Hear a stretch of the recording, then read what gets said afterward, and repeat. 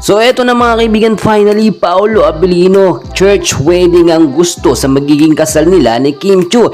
Ibinulgar at sinabi pa kay Tito Boy Abundain. Bago natin yan ipagpatuloy mga kaibigan, palike and subscribe po muna and pahit ng notification bell. Maraming salamat po mga kaibigan, napakaganda ng updates at sobrang nagpapakilig po ngayon ang Kim Pao sa ilang bahagi po ng ating bansa sa kanilang mga molto. And very obvious naman yung pagsusuporta talaga nila sa isa't isa ay to the max level na talagang intimate relationship at magkasintahan ang dating.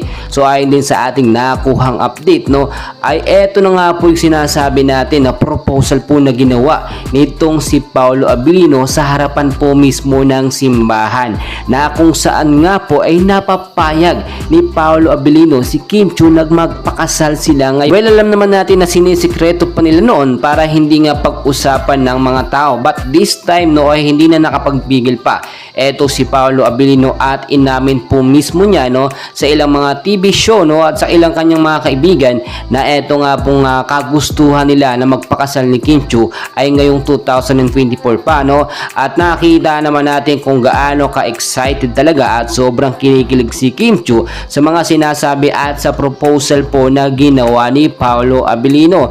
Yung ilang mga bashers po hindi naniniwala, sinasabi nila scripted lamang daw or para sa palabas lamang daw yung ginagawa nitong si Paolo Abilino. Well, alam naman natin mga kaibigan, aminin na natin na noon pa man talaga si Paolo Abilino ay may matinding kagustuhan na or mahal na talaga niya itong si Kim Chiu bago pa sila magkakilala or maging mag-collab team. Kaya naman hindi nakakapagtaka, nag-renab po ni Paolo Abilino ang opportunity na pakasalan at maging girlfriend po itong si Kim Chiu. Well, mga kaibigan, para sa akin, suportahan na lang natin ng Kim Chiu at huwag na po nating i-bash.